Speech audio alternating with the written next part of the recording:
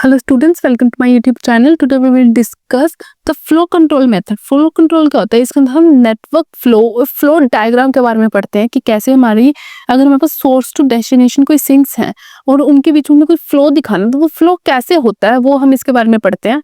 ये क्या होता है? एक मैथमेटिकल और ग्राफिकल रिप्रेजेंटेशन होती है जो बताती है फ्लो के बारे में कि जैसे बहुत सारी इंटरकनेक्टेड नोड्स हैं, बहुत सारी नोड्स कनेक्टेड एक दूसरे से, तो उनके बीच का फ्लो कैसे होगा वो फ्लो के बारे में ये फ्लो नेटवर्क्स बताता है। ये क्या करता है? ये ऑप्टिमाइजेशन प्रॉब्लम है जो ट्रांसफर ऑफ फ्लो के बारे में बताएगी।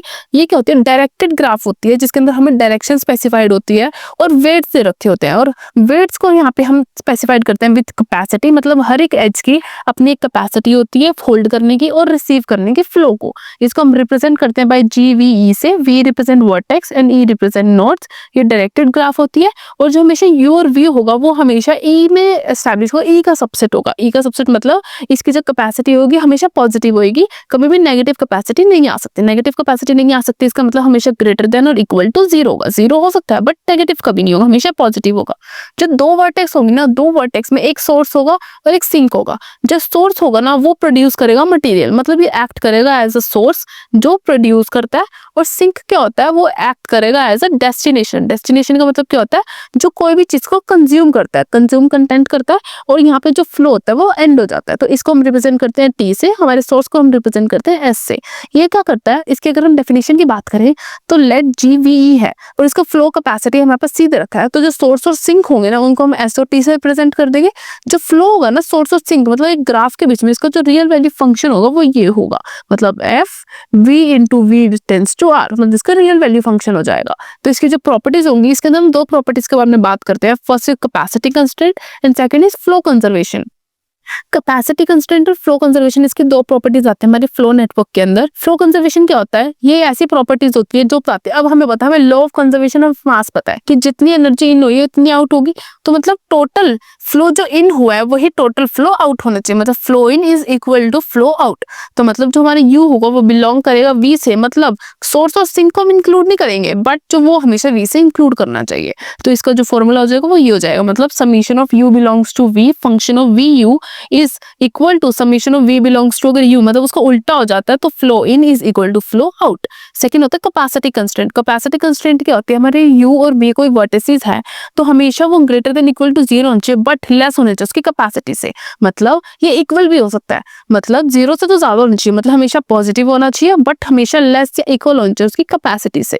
तो ये सारी हमारी दो प्रॉपर्टीज हो जाती हैं, मतलब उसकी प्रॉपर्टी नहीं एक्सीड होनी चाहिए उसकी कैपेसिटी। एप्लीकेशंस क्या होती है? इसके अंदर 3 एप्लीकेशंस पढ़ते हैं: Fulkerson algorithm, transportation network and communication network. अगर हम इसके एडवांटेजेस की बात करें तो हम इसको मॉडलिंग प्रॉब्लम्स में भी यूज करते हैं। जब हमें फ्लो के विजुअलाइजेशन करनी होती है तब हम इसको यूज करते हैं। इकोलॉजिकल एनालिसिस में यूज करते हैं, इकोनॉमिक एप्लीकेशंस में, फाइनेंशियल रिलायबिलिटी।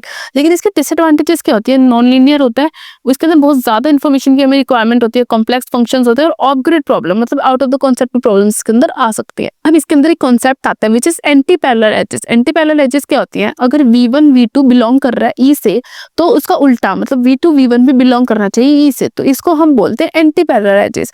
पर ये जो होता है ना, ये हमारा ना फ्लो नेटवर्क में अलाउड नहीं होता। तो इसको अलाउ कैसे करवा सकते हैं? By using splitting. तो स्प्लिटिंग कैसे ऐसा प्रोसेस होता है जिसके अंदर ना हम ना इन दोनों के बीच में एक न्यू वर्टेक्स ऐड कर देते हैं, जिसकी वजह से जो V1 पहले V1 V2 था ना वो क्या बन जाता है? V1 V डैश और V डैश V2। तो इनके बीच में ऐसे हम स्प्लिट करके ऐसे स्प्लिटिंग की दिखा देते हैं। तो फॉर एग्जांपल हमें कोई एग्जांपल दे रखा है और हमने इसको स्प्लिट करना है, जैसे हम देख रहे हैं यहाँ पे दो पैरेलल है, एंटी पैरेलल एजेस है। अगर हम इसको एस्टैब्लिश करें तो ये हमें इसको स्प्लिट करना पड़ेगा। स्प्लिट हम कैसे करते हैं? ये हम ऐसे स्प्लिट करेंगे, ये सब कुछ एज इट इज रहेगा, लेकिन स्प्लिटिंग में क्या हो जाता है, जो एक हम इसमें से ना कोई भी एज को स्प्लिट कर सकते हैं। फॉर एग्जांपल हम 10 वाली एज को स्प्लिट करते हैं तो 4 वाली तो एज इट इज रह जाएगी, लेकिन 10 वाली को स्प्लिट करने के लिए हम इसके अंदर एक न्यू एज को इंसर्ट कर देंगे विच इज V डैश। और जो हमारा जो अब फ्लो कैसे था, V1 से V2 की तरफ था, तो V1 से V2 की तरफ हम फ्लो दिखा देंगे और हमारा कैपेसिटी क्या थी? 10 और 10।